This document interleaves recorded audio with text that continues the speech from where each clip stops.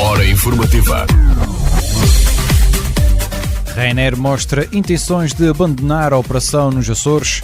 Operadores turísticos querem reduzir o impacto da observação de baleias na região. Foi detido um homem por ter abusado sexualmente de uma criança na Ilha Terceira.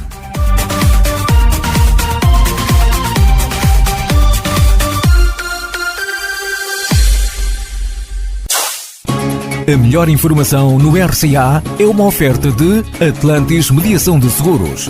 No Largo de São Bento, número 2. Atlantis Seguros. Quem conhece, confia. Olá, muito boa tarde.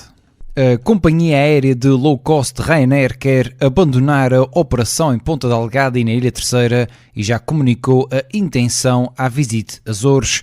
A notícia é avançada hoje pelo Jornal Diário dos Açores, que soube ainda que o Governo Regional, através da Secretaria Regional do Turismo e Mobilidade, já encetou negociações com a companhia, estando previstas novas reuniões para os próximos dias.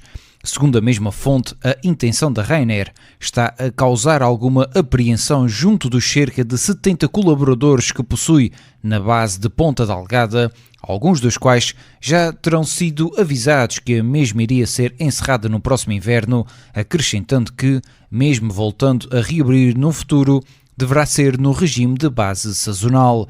A transportadora aérea já retirou todos os voos previstos para o inverno IATA da sua aplicação de reservas, informando os passageiros já com bilhetes comprados que os mesmos tinham sido cancelados. De acordo com o Diário dos Açores, a Ryanair terá dado a conhecer à Visit Açores que, para se manter a operar nos Açores, o contrato teria de ser revisto. O Governo Regional admitiu que está em negociações com a companhia aérea Ryanair depois do anúncio de que esta deixará de voar para os Açores a partir de novembro. Berta Cabral, responsável pela pasta do turismo, admitiu que já não é a primeira vez que a companhia aérea ameaça sair dos Açores, mas espera que as negociações que estão a decorrer cheguem a bom porto. A governante lembrou ainda que a região tem atualmente uma boa oferta de ligações com o exterior. Eu devo dizer que os Açores neste momento já têm uma grande conectividade com todo o mundo e desde logo têm nos voos territoriais uma enorme frequência de voos através da SAT Internacional e da TAP. E depois tem muitos voos diretos internacionais para os Açores. Felizmente nós temos quase 2 dezenas de companhias a voar para os Açores. Mas a Ryanair é sempre um parceiro antigo, desde 2015 que voa para os Açores. Naturalmente que tem dificuldades acrescidas, como todas as companhias têm, decorrentes de toda a conjuntura internacional, acréscimos de custos, etc. Portanto, apresenta-nos essas dificuldades e nós estamos em negociações e em conversações para procurarmos minimizar naquilo que for possível e, em relação a eles, também perceberem se têm ou não condições para continuar. Nós desejamos que continuem, penso que eles também desejam continuar, estamos em conversações e só espero que cheguem a bom porto. Berta Cabral, a Secretária Regional do Turismo, Mobilidade e Infraestruturas. A Associação de Observadores Marítimo-Turísticos dos Açores entende que é necessário rever a legislação que regula a atividade de observação de cetáceos da região, no sentido de reduzir o seu impacto sobre os animais. José Nuno Pereira, representante da associação, lamenta que não hajam critérios de conservação e prevenção ambiental. Nós sabemos que existe um impacto, os resultados preliminares mostram um impacto a curto prazo nos animais. Okay? Mas que a longo prazo não, ou seja, nós vamos com um barco para o pé de um animal selvagem, ou se fosse um jeep num safari, existe um impacto se não forem cumpridas as legislações.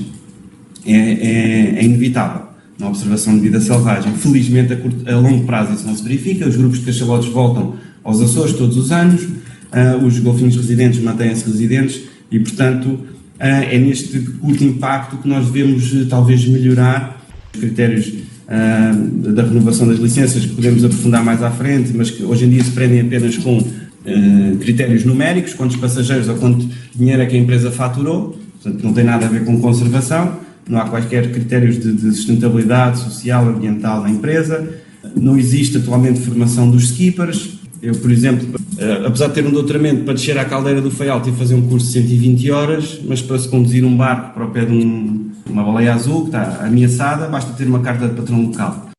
O atual regime jurídico de observação de cetáceos foi criado em 1999, há 24 anos, numa altura em que a atividade era exercida através de pequenas embarcações semi-rígidas com uma lotação média de 12 pessoas.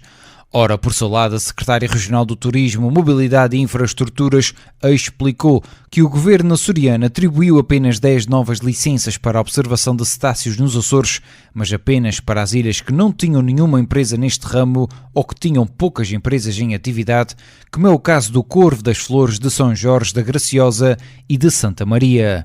Berta Cabral admitiu que é necessário realizar um estudo sobre a pressão e o exercício atual dos operadores marítimo-turísticos sobre as baleias e golfinhos que atravessam os mares dos Açores.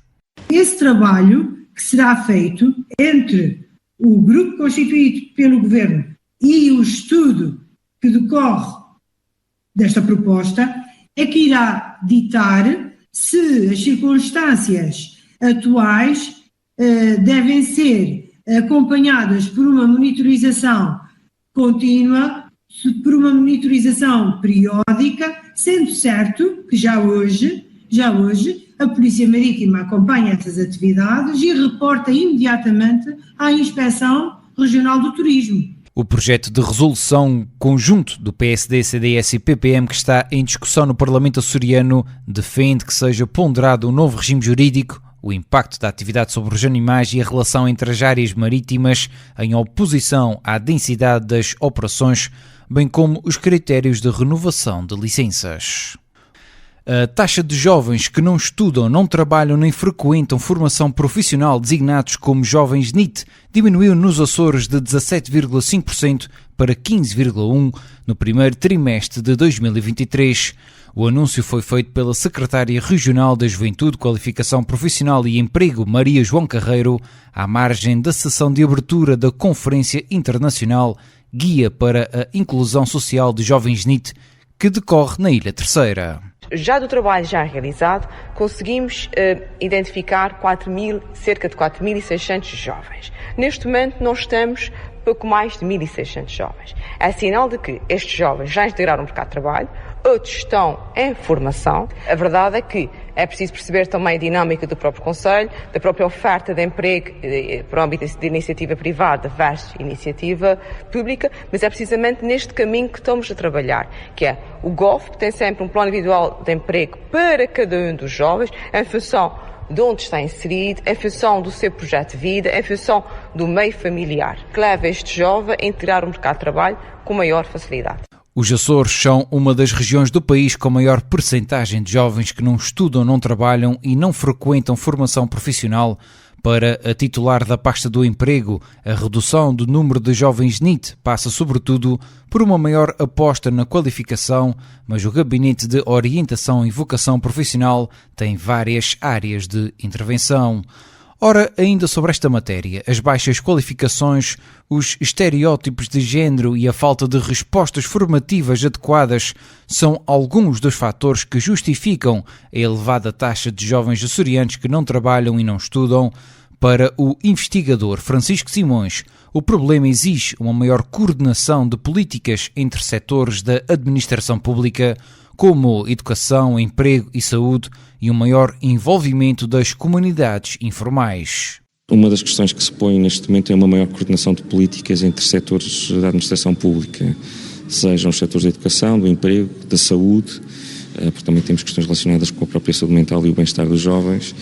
E, portanto, nós precisamos de um salto qualitativo do ponto de vista dos departamentos governamentais poderem definir em conjunto essas políticas. Há um esforço regional nesse sentido, porque neste momento a Agenda Regional para a Qualificação Profissional prevê a criação de um plano para a inclusão dos jovens na educação ou formação, e há um grupo de trabalho que está a desenvolver essa proposta de integração de políticas e de intervenções no terreno. Depois, é claro que é fundamental aumentar a capacidade de captação destes jovens, nomeadamente através do trabalho do terceiro setor, e as entidades do terceiro setor, nomeadamente os Centros de Desenvolvimento e Inclusão Juvenil, continuam a ter um papel relevante em chegar a estes jovens, porque muitos deles ainda, infelizmente, não estão sequer registados nos serviços oficiais. Francisco Simões falava em Angra do Heroísmo, à margem da Conferência Internacional Guia para a Inclusão Social de Jovens NEET, organizada pela Rural Need Youth Network, em que participam 50 investigadores de vários países da Europa.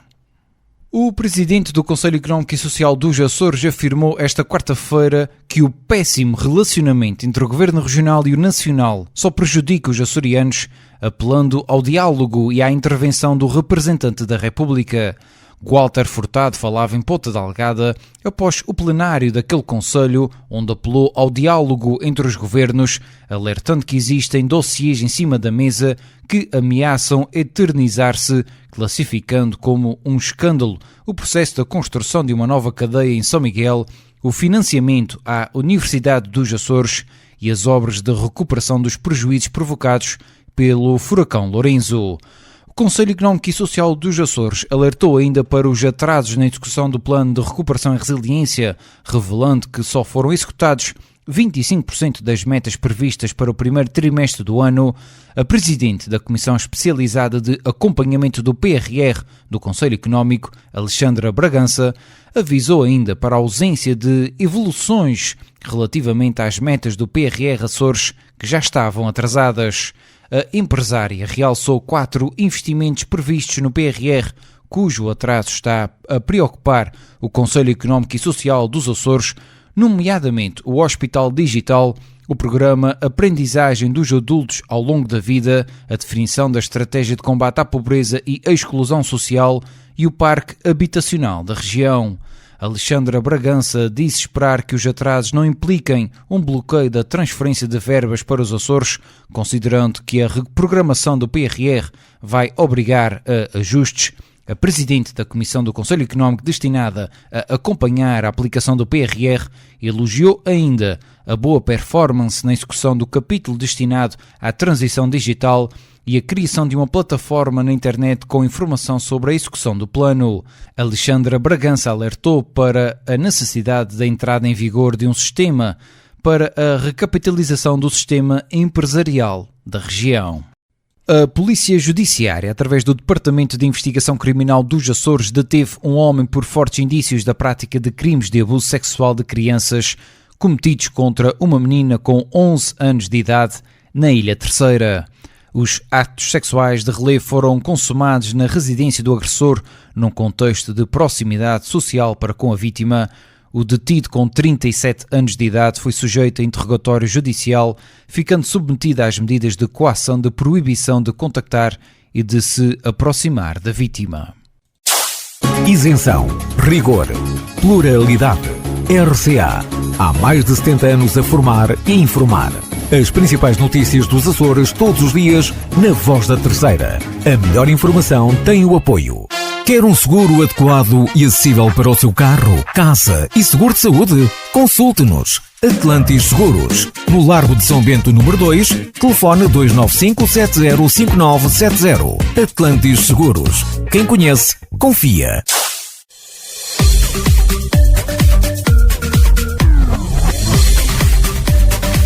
Estas foram as notícias da sua hora informativa nesta tarde de quarta-feira, 24 de maio. Pode consultar estas e outras notícias em rcangra.pt. Eu sou o Diogo Andrade e desejo-lhe a continuação de uma ótima quarta-feira. Hora informativa.